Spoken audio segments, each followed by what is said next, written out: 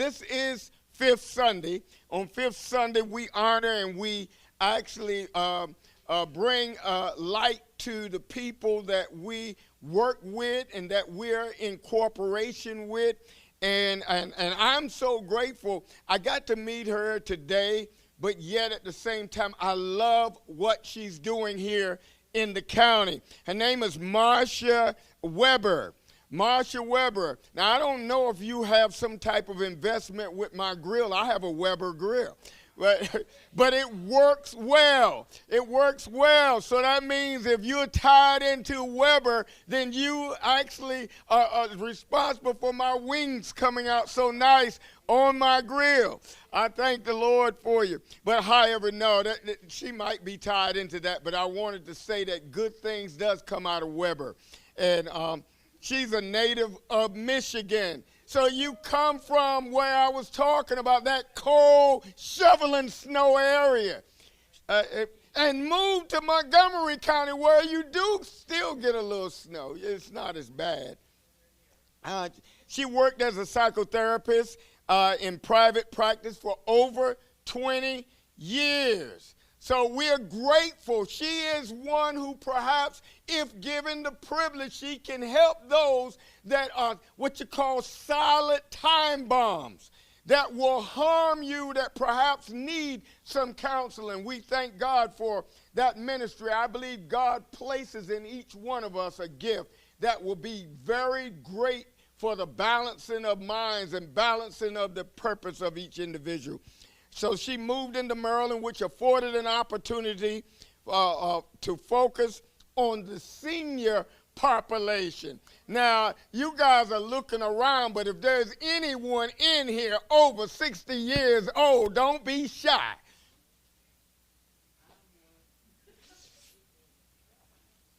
However, you don't have to be what your age is. You just have to live in maturity of that age. But however, that is what? One of the fastest growing populations. That means people are living longer. That's a good thing. That's a good thing. And in Montgomery County, she has worked as a resident counselor in several independent senior residences. That means that she is in touch. She's in touch with what's going on. Her interests includes providing education, resources, and an advocacy for seniors in the county. Now, she has been a commissioner on the County Commission on Aging and is currently co-chair of the Health and Wellness Committee. So, you know what? We better be nice to her. Because she's going to make sure that, we're doing well as we gracefully embrace our senior years. So she has joined, I think the name of it's changed. It used to be Olney Home for Life, but it changed to Greater Olney Rides. It must have something to do with transportation if it's got that. Yeah, I figured the word wasn't just a catching word. And this was in 2015 as a program manager and is currently a board member. So she's making sure that life is better, that life becomes more adaptive for the seniors. I'm not going to give all of her spiel because she has all of that substance in her. She's going to come before us, tell us about a little bit more about herself, about what she's doing. If you could honor this woman for a few seconds, would you stand and would you embrace, as she come to the podium, Marcia Weber, the inventor of my grill. Thank you for those kind words, Pastor. You're awesome. Thank you and good morning. Thank you for those kind words. Thank you for Karen, who invited me here, and you're welcoming here. I appreciate that very much. Yes, I guess there's a couple of things I'm going to talk about. We do have this organization. It was, as the pastor said, we've been around since probably 2010, and it was called Only Home for Life, and most people didn't know what that meant. It was a very confusion, exactly. The belief was that we were a home, or we were someplace that you could reside, and that's not what we were. We were actually what was referred to in the county as a village. There's a movement in the county, and there are 30-some villages, which are organizations that support people staying at home, the kind of services they need to stay at home. But since our name got so confused, we got more often when I would go out and talk and say Only Home for Life, people would say, oh yeah, Only Help. No, those are great people, those are the food people, but that's not us. So after some conversation, we finally got around to changing the name to Greater Olney Rides. So primarily that is what we do. We service actually 5 cities around here: Olney, Brook Grove, Brookdale, Sandy Spring, and there's one more I'm missing. Ashton, thank you. Whoever said that, thank you. And what we do is actually, we don't charge for any of our services. What we do is, we do fundraisers. We get some grants. We have some people that write grants for money, so we can support ourselves that way. So primarily what we've been able to do is we're an all-volunteer organization, and we provide rides. That's the most thing we do. And again, if you're living in one of those cities, or somehow if you're not, but connected, we can find a way to make that happen, I believe, to provide rides. And what we need, because we're all volunteers, is like 5 to 7 days notice. It's real simple. I have some brochures and some magnets. There's a phone number, and we have a 24-hour, 7-day-a-week call center. You just need to call the number. They'll know who you are, because it's like a very short 2-page application that just gives some basic information. And then you just tell them where you want to go and when you need to go. And what the volunteers do, we have a computer program so the volunteers can look on it and say, that's a ride I'll take, that's a ride I'll take. We try to meet all the requests, but we're not always able to, because again, we're all volunteers. So some volunteers work frequently, some may just work maybe once or twice a month. It depends on their schedule. Though of course we're always looking for volunteers if you know anyone, and it's based on your own schedule. In the past, we've done some other programming. COVID has put, sort of as it has for everyone, has kind of changed the way we do life. But we've also done some friendly calls where we have people who call, and we look for both sides: somebody who wants to call, somebody who wants to call someone, just to connect, just to kind of see how you're doing, keep an eye on things. We've also had some friendly visitors. We also are doing some errand running if you need it. If you need something picked up from the grocery store or from the library or whatever, we can arrange for that to happen also. So that's what Greater Olney, we just changed it, Greater Olney Rides does, and we welcome your involvement in that. The other thing is, the pastor was gracious to say, I am a commissioner on the Commission on Aging, and if anybody, or I will share with you what that is. The county has many commissions, but one of the most active commissions in this county is the Commission on Aging. Our mission is to educate and advocate for seniors in the county. We take that extremely seriously. It is budget time in the county. I'm sure you've begun to read some of the things that are going on about the budget in this county. We meet with all the county council people to share our priorities for the seniors in the county. We meet with the county executive. They know who we are, and we know who they are, and we let them know what we think. So we are always looking for input. And if it's some, maybe Karen, we can work out to have maybe some people come out here and have a meeting to get some sense of what's important for you, what you'd like to see happen. We're happy to do that. Our organization, Greater Olney, I did want to mention this though, is we are having on Tuesday, June 13th, I know it's during the week, but we are having a resource fair. And we are having it at Emory Oakdale Church just because they have a space big enough to put us in. We have 30 to 35 different vendors there. The county is going to be well represented, and there's going to be some nonprofit organizations, some for-profit organizations, so come on out if you can. I will send you material. You'll hopefully see some, hopefully we're going to be putting a sign up at 108 in Georgia to remind people. It's going to be, again, Tuesday, June 13th from 10 to 2. Just come on in, and there'll be lots of information available. I think that's, if there's any questions, I'm happy to take them. Yeah. Well, the greater Olney area, that's sort of been our mandate, and I know some of you don't live in Olney area but get here, so that's what I'm saying. I think it's a conversation we can have. You know, we're going through some changes, so again, I think it's a conversation we can have about how we can, you know, we want to be supportive, and have people supportive of us. True believer in that kind of partnership, wherever we are, the importance of that. So I think we can try to see what we can do to meet some of those needs. And so you said they just need to call first. Well, it's an application. I'm giving you a number, or Karen, you can share my number, or I can share my number. It's just like I said, it's a 2-page form. It's just basic information.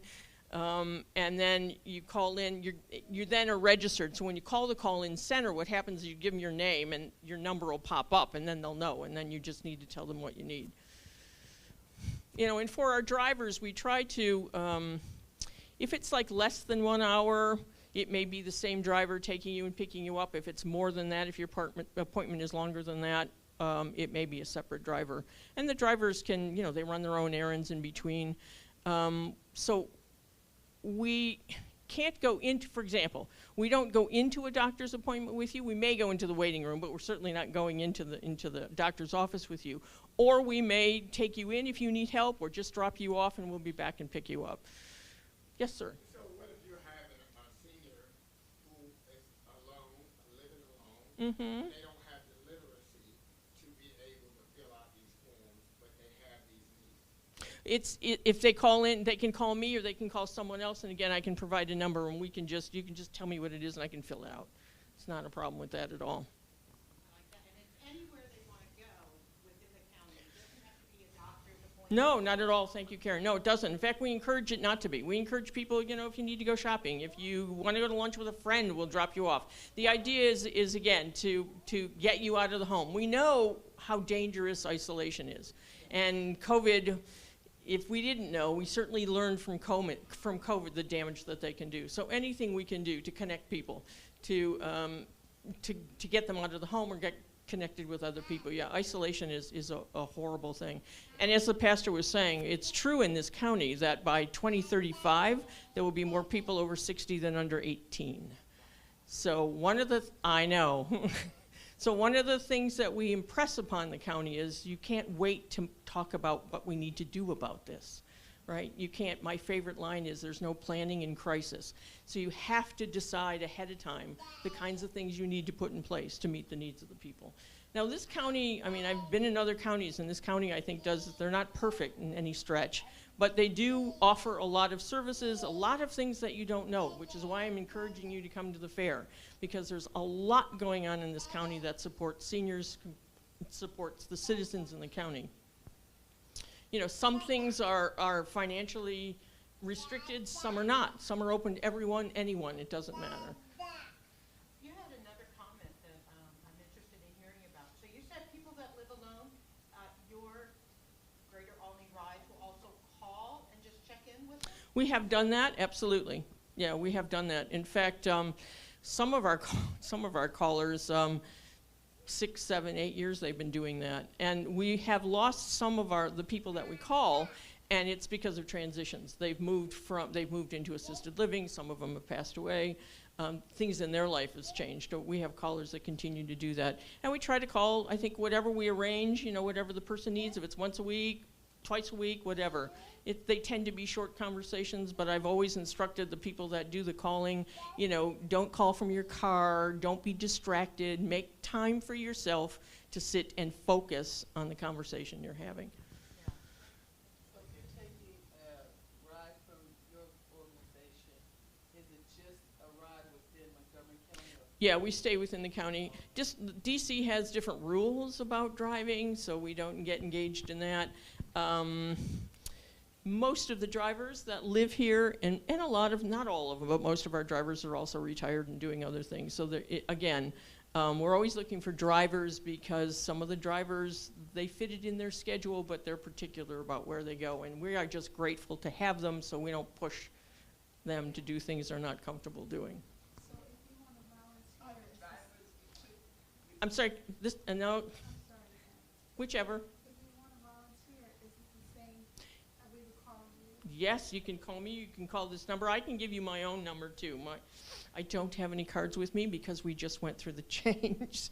So let me check. I actually may have a couple of cards. If I do, different name but right phone number. Yes, ma'am. Are the drivers equipped with special type of duty to carry? Oh, excellent question. Or just No, that's an excellent question. Thank you for it. We do not take wheelchairs because everybody's driving their own personal cars. We do take walkers, canes. If you want to bring a friend along, we take them too. That's not an issue. But yeah, you have to be mobile enough. And they're really good. They're trained. All of our volunteers we do checks on them, background checks on them. And we also do training with them about, how to handle people, how to be nice to people. I mean, they generally know that, but how to treat people, which it's really important to us. You commented on another point about groceries. Mm-hmm. So if, I know that you don't pay for the groceries, Right. but how would you schedule that? Would I say, I know next Tuesday I'm gonna call in an order, so I need to do that 24 hours? Something like that, yeah. The more time you can give us, the better. But yes, that would be the idea. So it would be, if you know where you want to go, if you can prepay for that, we're going through some change. Or some of the drivers, if you give them the money, they will give you the receipt. But it requires a list. Or if you don't want to go yourself, or if you do want to go, they will take you shopping, or they will just work off of a list. Yeah, that's a handy thing because it's hard. Yes, sir. Now, for the community that you serve, the applicants, is there an age limit? Do you have to be a specific? Another good question. 60 and over. How what is a senior, right? To some people it's 50, to some it's 55, to some it's 62. There's no set anywhere, but for us, it was decided that it was 60 and older. Yes? Do you, are they categorized just by age or by handicap? Oh, just by age.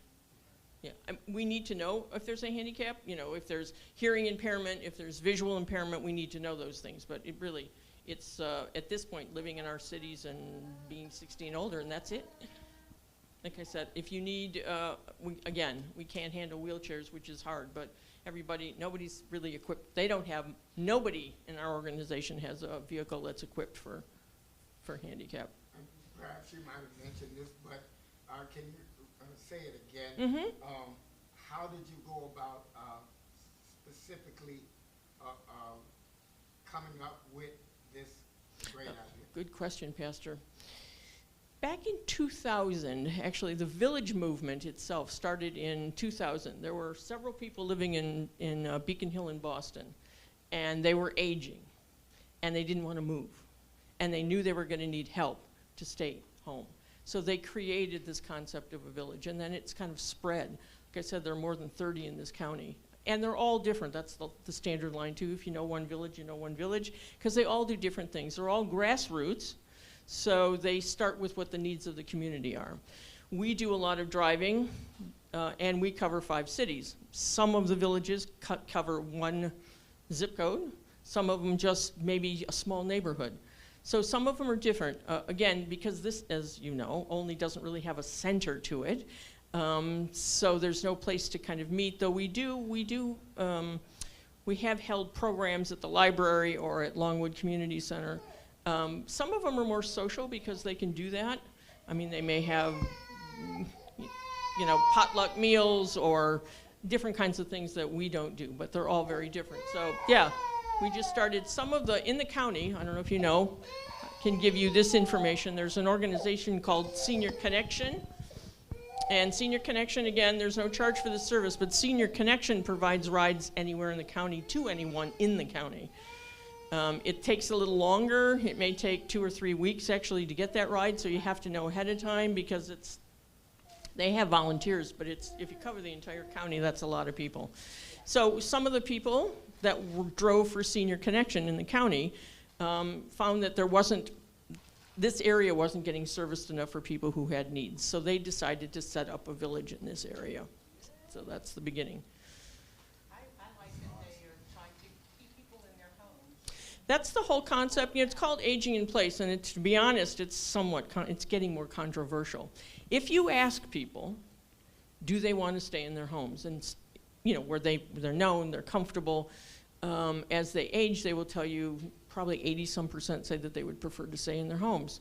If you ask them, do they want to stay in their homes, as their health changes, the numbers go down. So what we realize is, to stay in your home, you need support, you need help. And that's part of what's going on too. You know, how do you do that? It gets more complicated. A lot of people have families that are wonderful, right? They have families that are helpful and supportive and engaged. Not everybody has that. So it's trying to find a way to support those who want to stay within the needs. Do a lot of people in the community know about Olney Home for Life or You know, Olney Ride? Karen, that's a great question. I've probably been with this organization now maybe 7 years, something like that.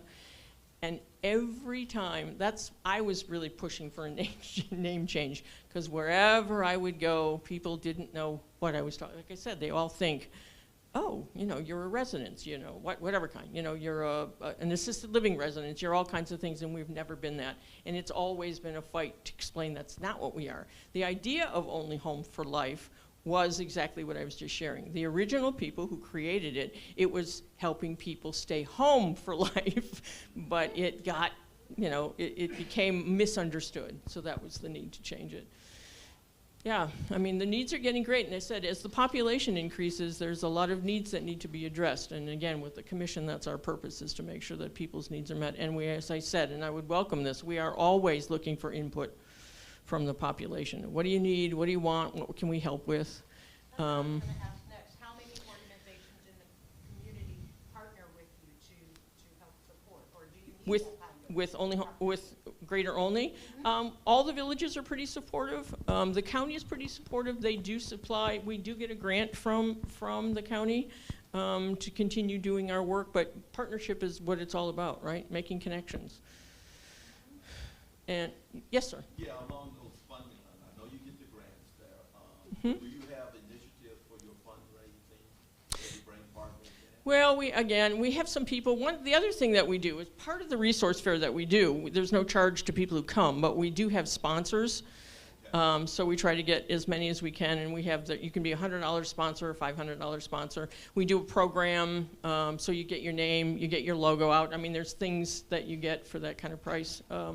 We also do, and this is exciting, we have been doing that well. Again, COVID got in the way, but we were doing a bingo, and it was extremely well received, and it was probably a big fundraiser. The bingo is, we decided something a little different. We would get sponsors. The idea is this is how the bingo works. We'd play 10 games, so we'd get 10 sponsors. We'd get $100 from each sponsor. We would take a very nice bag, you know, not just a recycle bag, a very nice bag that you can use for all kinds of things. We would fill it with items from the $100 from the sponsors, and each one of these would have a theme to them. So every prize, every game that you won was worth $100. So we had, a cooking one. We had one on other kinds of activities. We had one on, actually one year we had it, you know, a bag for your dog or your cat. So anything that you might need, barbecue, all kinds of different themes. We're always looking for new themes. So we are planning on doing that again in September. We haven't picked the date. And we do that over at the Sandy Spring Ballroom at the firehouse. Nice space. So we usually charge, we're working on that. I think it's like $25, and we feed you and entertain you, and hopefully you come and support us, which is really helpful. Plus, everybody has a really good time.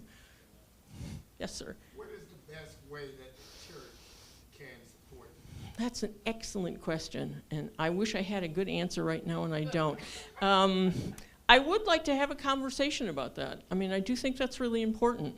I said to Karen, you know, I don't live in Olney myself, but whenever I come in Olney, I've always pastored church, and I've always said to myself, I need to go in there. I need to find out who. I've always said that, and I've been bad about not doing it. So when I had a conversation with Karen, I was delighted to be able to find out more, and I have totally appreciated being here, and your worship was exceptional. Thank you for that. So yeah, it's important. Yeah. Yes, sir. sorry. I'm wondering if your organization targets the lower income segment of the community. Not saying that there is a natural correlation between the aging and the income, but it could be then that people in certain areas may not have as much access to transportation, may have greater needs. Absolutely.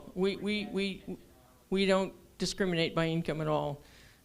We don't accept any money. A lot of times the riders want to pay a tip to the drivers. They're not allowed to. If they want, they can make a donation to the organization. But so we're open to everyone. We try to reach out. We have tried to reach out. It doesn't matter. And like I said, even if you drove, for example, you know, we have people who drive, but they fall. They're in physical therapy. They can't get there. They broke a hip or a leg or whatever. I mean, we're happy to take them. I don't care that they have a car. They just can't use it at that time, so we're happy to take them. So, and income makes no difference to us whatsoever.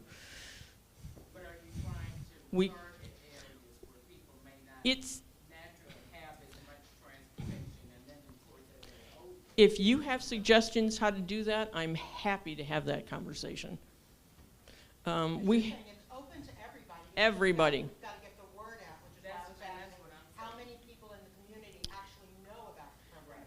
exactly, that has been, as I've said, probably the most difficult thing, because when I go out, people, again, when I say who we are, they go, oh yeah, you're Only Help. No, we're not. It doesn't matter how much advertising we've done, and we do. I know that the local paper has been really supportive. We've had a couple of articles about us in there. People just don't seem to know who we are. So if anybody has any ideas how we can reach other communities, I am quite happy to do that. I know we made an effort to reach out to the Korean community. You know, there's a Korean, and I think we did end up getting a couple people who ride from there. But it's difficult. But Is trust an issue? sometimes I think it is. I think that starts. I mean, that's a process, obviously, that needs to be built and can take time. But yeah, language has been a difficulty over there too, as much as we tried to figure out ways to, you know, for some people it's a little easier than others, so we try to see how we can make that process easier. So, yes? Oh, you go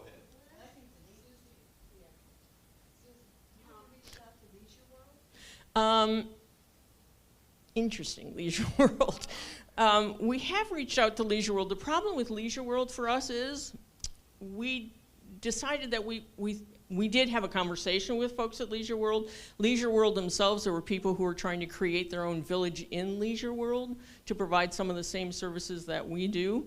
Our concern was that we would have more need coming out of Leisure World than we could meet, that we wouldn't be able to have enough volunteers to do that without their assistance. So we asked them, if you can get drivers to help us, we're more than happy to help you.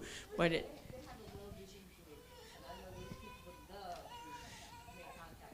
absolutely. The thing that, it's a thank you for raising this too. When we talk about money, we do have sponsors, as I said, and Montgomery MedStar is one of our sponsors. So we do, wherever, if anybody needs to get to an appointment, sadly, if it's cancer related or an infusion of some kind, it doesn't matter where you live, we'll take you there.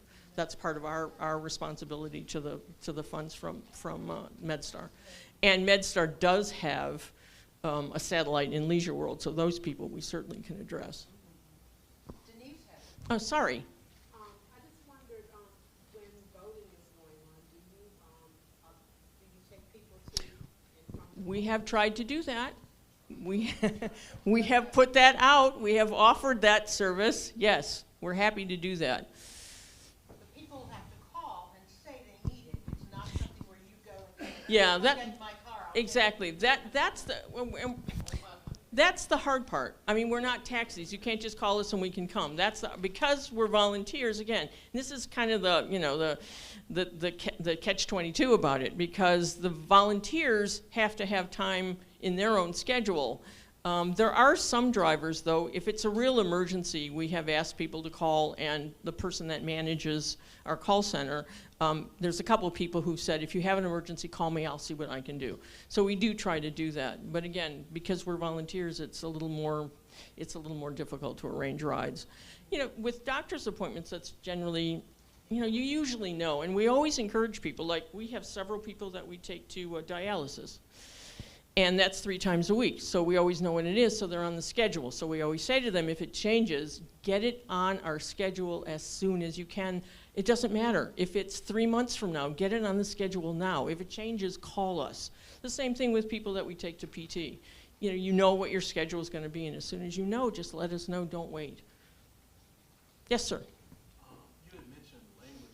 Are there like bilingual folks, volunteers available, folks that speak, well not speak, but use ASL? There isn't. That would be nice. We have tried to do that too. It's hard. The truth of the matter is volunteering itself is in a crush.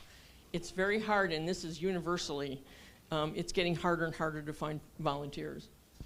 And that's, I mean, when I get together with other organizations that use volunteers, it's the same story everywhere.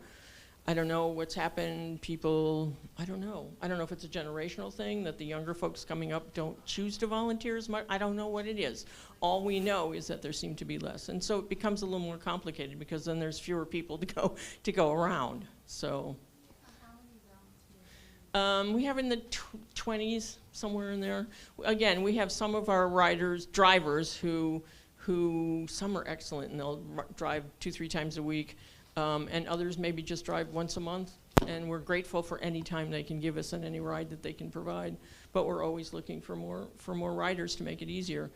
Because I know I've had several conversations, and it's hard for us. We tell you when you call, have a plan B, just in case. And we do, if we cannot find a ride for you, we'll let you know 48 hours ahead of time that we cannot. We don't want you to wait to the last minute, but we try our darndest to make sure that we can do that.